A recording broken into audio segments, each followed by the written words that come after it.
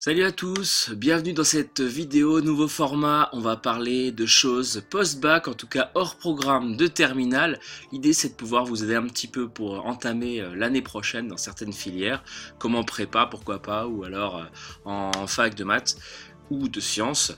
Donc on va tourner autour de notions que vous connaissez déjà, donc pas de choses inhumaines ici, hein, mais vraiment une extension de ce que vous connaissez déjà et puis un peu de culture quoi. Et aujourd'hui donc on parle de coefficients binomiaux. Donc je vais focaliser ma petite présentation sur plusieurs points. On va commencer par une définition. Qu'est-ce que c'est qu'un coefficient binomial? On va rappeler d'où ça vient. Ensuite, on s'intéressera à la partie calculatrice, comment on fait pour les obtenir. Donc ça peut être utile quand même pour cette année. Dans une troisième partie, on parlera du triangle de Pascal. Dans une quatrième, on verra quelques propriétés des coefficients binomiaux et on essaiera de les montrer. Et dans une dernière partie, on s'intéressera au binôme de Newton. Voilà le programme des réjouissances. Allez, générique.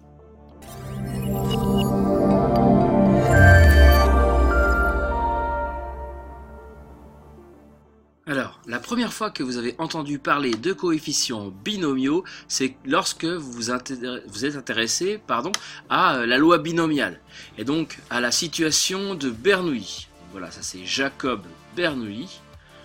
Et donc, une situation de Bernoulli, c'est quand on est en présence d'une situation où il y a deux issues, un succès, un échec, de proba P et Q, qui vaut 1 moins P, bien sûr. L'échec, on peut le noter S bar. Et donc, cette situation de Bernoulli répétée de manière identique et indépendante constitue ce qu'on appelle un schéma de Bernoulli.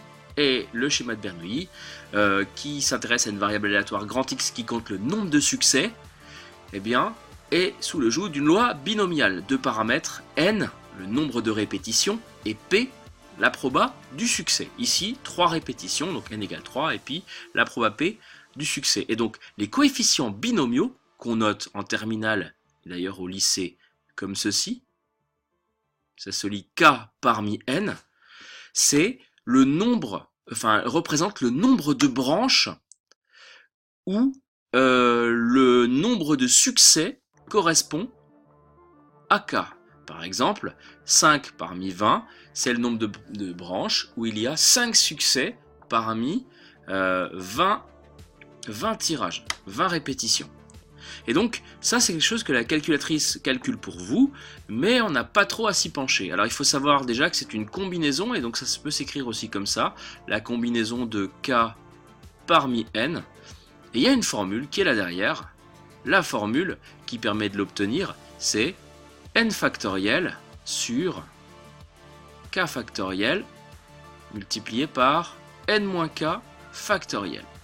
Mais qu'est-ce qu'une factorielle? Alors avant d'y revenir, ou plutôt d'y venir, je voulais vous réécrire quand même la formule de k succès dans le cas d'une loi binomiale.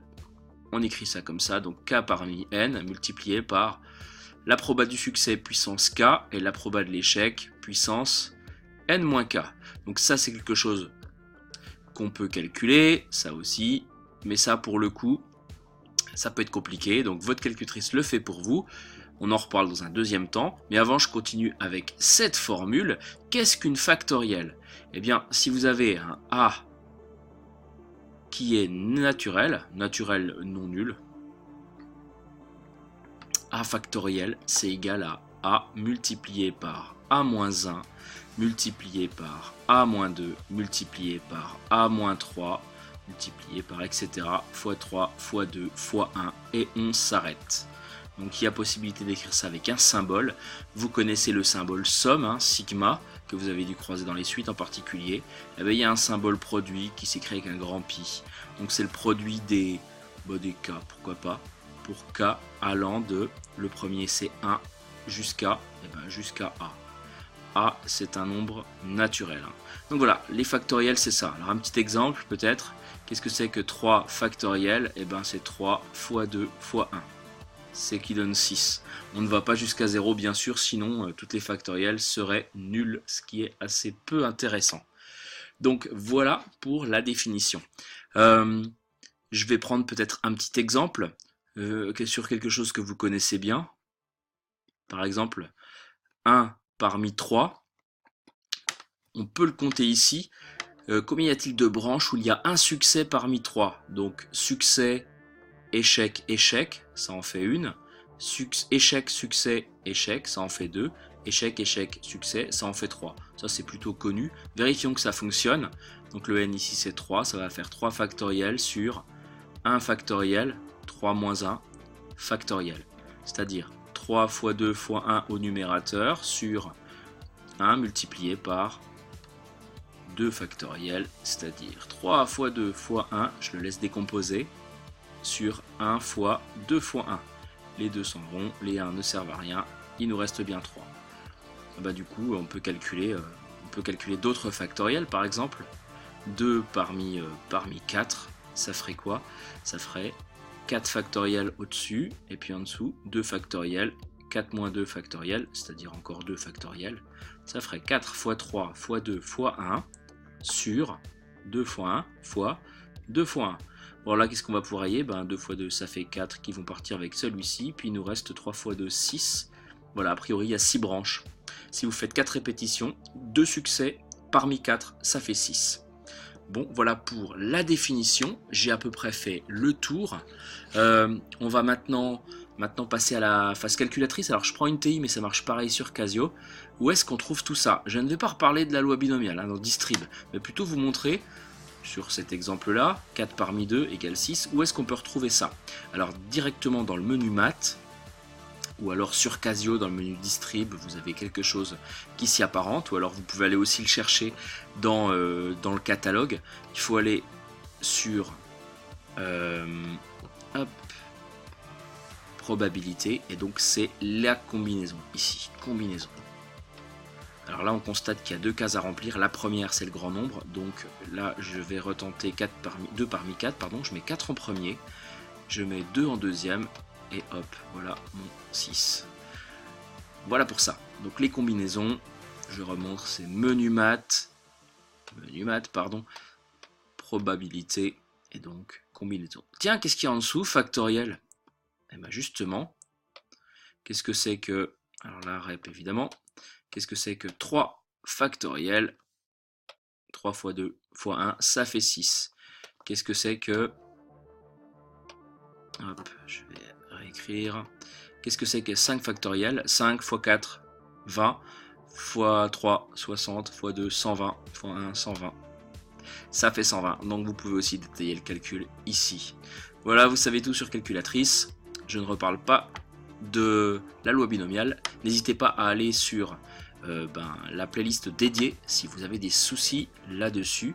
On va maintenant parler du triangle de Pascal. C'est quelque chose d'assez connu, puisqu'il permet de retrouver les premiers coefficients binomiaux. Voici donc le triangle de Pascal, en tout cas le début de ce triangle. Et d'ailleurs, voici Pascal. Pascal, une lumière. Donc ce tableau a été appelé ainsi en son honneur, évidemment. Comment il est constitué? Vous avez vu que la diagonale, il n'y a que des 1. Et donc pour le constituer, c'est plutôt facile.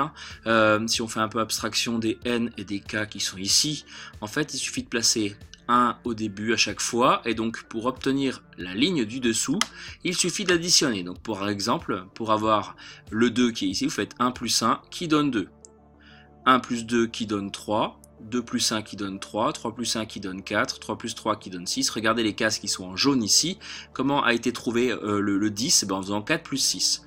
Donc si je refais ça vite à côté, on met un 1, ensuite on met un 1 en dessous, et puis un 1 à côté, on commence comme ça, 1 plus 1, au début je mets 1, pardon, 1 plus 1 ça fait 2, on termine par un 1 toujours, on commence par un 1, 1 plus 2 ça fait 3, 2 plus 1 ça fait 3, et puis je finis par un 1, 1 plus 3 ça fait 4, 3 plus 3 ça fait 6, 3 plus 1 ça fait 4, et je finis par 1 plus 4 ça fait 5, 6 plus 4, 10, 6 plus 4, 10, 4 plus 1, 5, et 1. On a un effet de symétrie, vous avez vu, en alternance, pair impair, on obtient 2, un nombre tout seul, pair, ou sur le rang suivant, 2 nombres impairs. Un nombre pair, 2 nombres impairs.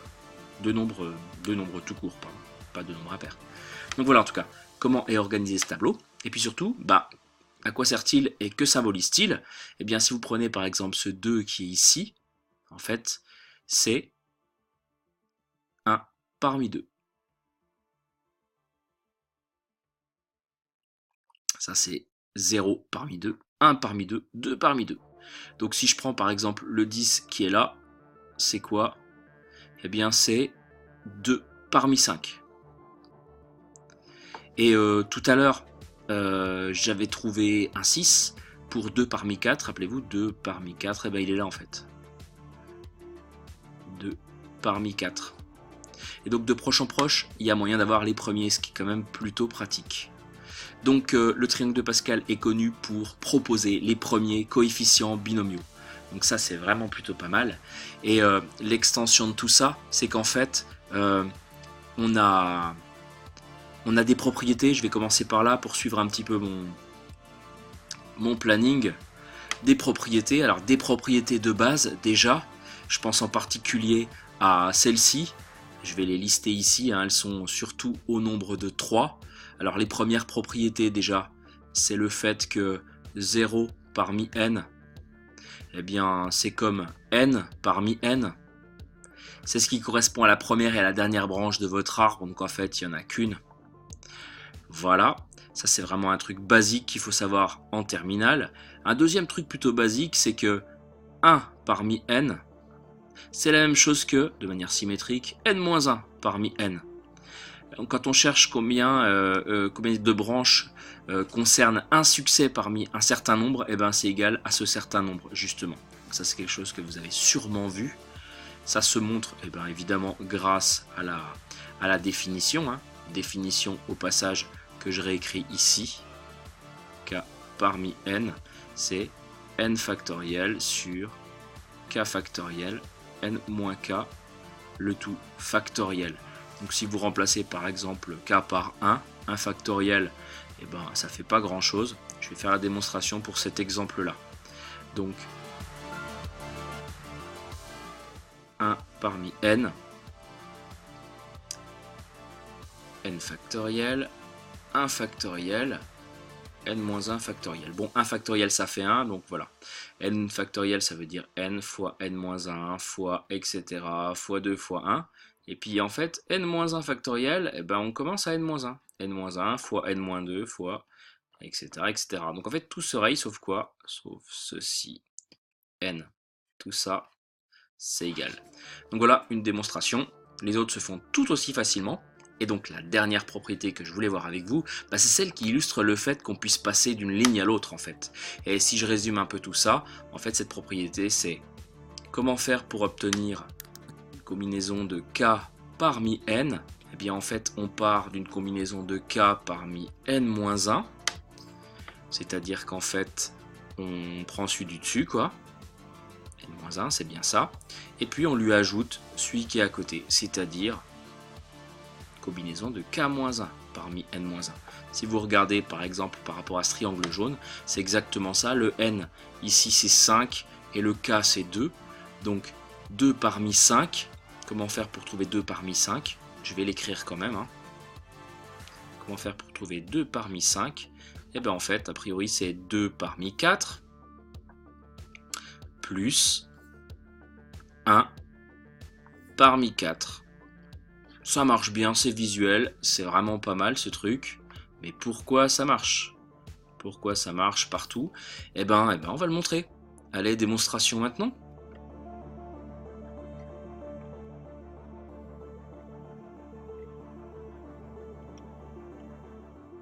Donc on va commencer par s'intéresser à la somme. K parmi n-1 plus k-1 parmi n-1. Là, on va passer à la définition avec les factoriels. Donc, la première déjà, ça va donner n-1 factoriel sur k factoriel, puis n-1 moins k factoriel. Plus, on fait pareil pour l'autre. Le numérateur, c'est le même, n-1 factoriel. Et puis au dénominateur, k-1 factoriel. Et puis là, n-1 moins k plus 1. Donc en fait, les 1 s'en vont. On se retrouve avec n-k factoriel. Et là, l'idée, c'est de factoriser. On va factoriser et on va trouver pas mal de choses en commun parmi ces deux termes. Alors évidemment, il y a le numérateur, hein. Il y a le numérateur qu'on retrouve ici et ici, mais pas seulement. Dans ce cas factoriel, par exemple, qu'est-ce que ça veut dire k factoriel? Ça veut dire k fois k-1 fois k-2 fois etc. jusqu'à 1. Et on constate ici, en fait, que ça, c'est k-1 factoriel du coup. Fois quoi? Fois k. Donc ça, c'est quelque chose d'assez classique dans les factoriels. Par exemple, 10 factoriel, c'est 10 fois 9 factoriel. Et donc du coup, ça permet de voir qu'il y a ici du k-1 factoriel et ici aussi. On va donc le mettre en facteur. Et on va aussi mettre en facteur n-1 moins k factoriel. Puisqu'ici, en fait, n-k factoriel, je vais quand même l'écrire, le détailler. Qu'est-ce que c'est que n-k factoriel? Eh bien, c'est n-k évidemment, multiplié par n-k-1 fois etc. etc. Et puis là, du coup, je me retrouve avec une factorielle. Donc le facteur commun, en tout cas un morceau du facteur commun, c'est encore ça. Moralité, facteur commun, ça va être n-1 factoriel sur, on a dit k-1 factoriel multiplié par n-k-1 factoriel. Et alors qu'est-ce qui reste? C'est la question. Pas grand chose finalement. Au numérateur ici rien. Ici on a pris k-1 factoriel mais il reste k. Plus numérateur 1. Et dénominateur, en fait, c'est ici, en fait, il reste n-k. On va mettre tout ça au même dénominateur. On va remettre le facteur commun qu'on va trimballer jusqu'au bout. Youpi. Et ici, donc, je vais me permettre de sauter une étape. On va tout mettre en k fois n-k. Ça d'accord. On va multiplier le numérateur et le dénominateur de la première par n-k. Et puis la deuxième par k. Et on se retrouve donc au numérateur avec n-k plus k, c'est-à-dire n.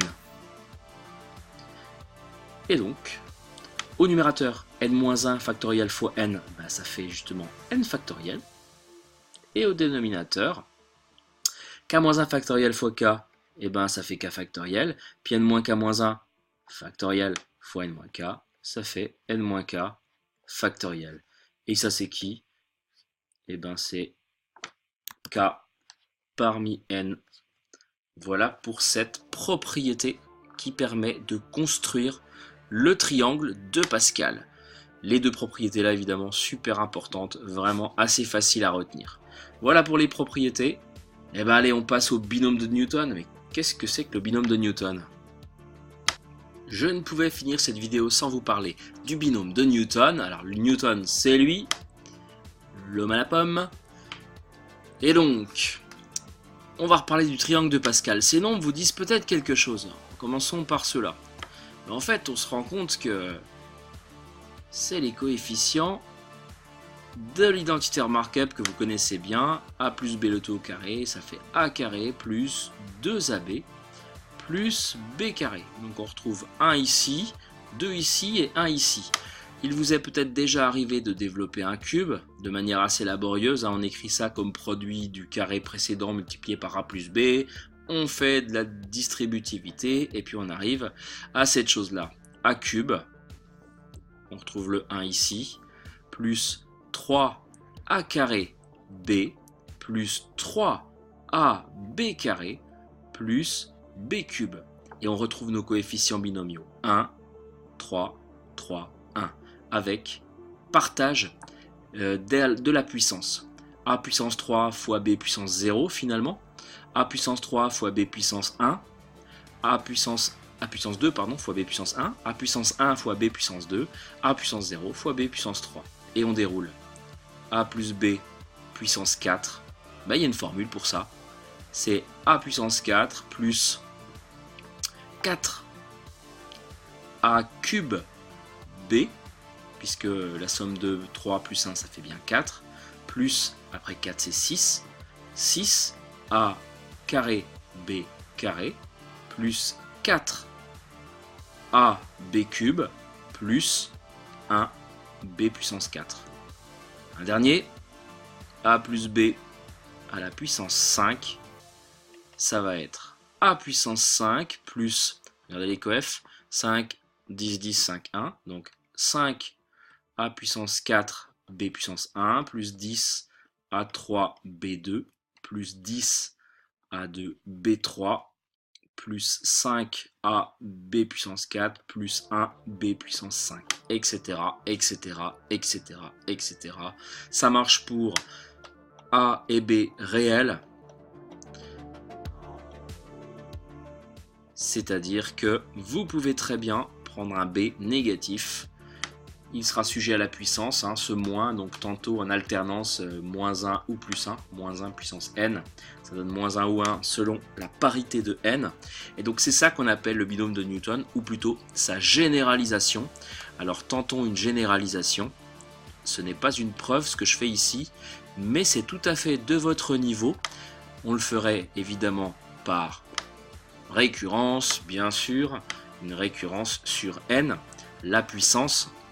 Et donc on se servirait des factoriels précédentes et des formules, des propriétés, en particulier la propriété jaune, là, la propriété qui permet de passer d'un coefficient binomial, de deux coefficients binomiaux d'une même ligne au suivant sur la ligne d'après.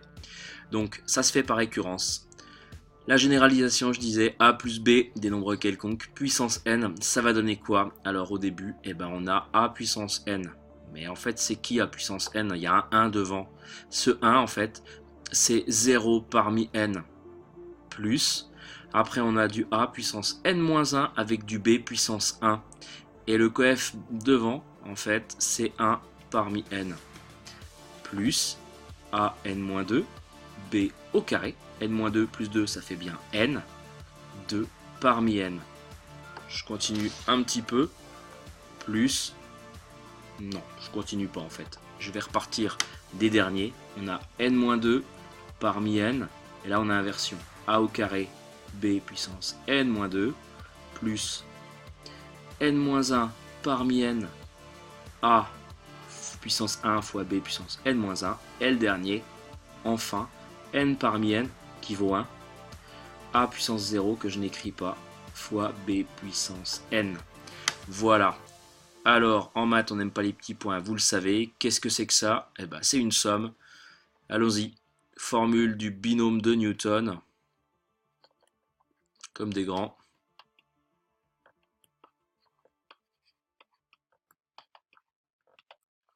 Donc, a plus b puissance n, c'est égal à quoi? C'est égal à la somme. Alors, qu'est-ce qui va bouger là-dedans? On va l'appeler K, pourquoi pas. Pour K allant de 0 à n, des K parmi n, A puissance n-k, B puissance K. Et voilà, pour cette formule qui se montre par récurrence. Le lien avec les coefficients binomiaux, il est plutôt évident. Ce ne sont pas les seuls exemples d'utilisation de ces nombres très particuliers. Mais en tout cas, ça fait quelques trucs pour enrichir un petit peu votre culture. Donc ça, c'est fait. J'espère que la vidéo vous aura plu. Le niveau est certes un peu plus élevé, mais en même temps, on tourne autour de notions que vous connaissez déjà. Et l'idée de ce cycle de vidéos que je me prépare à faire, c'est vraiment ça. Si vous en entendez reparler à l'avenir, je me dis que ce sera toujours ça de gagner. Donc si ça vous a plu, n'hésitez pas à partager, comme toujours, à liker. Et puis, moi je vous dis à bientôt pour une prochaine vidéo.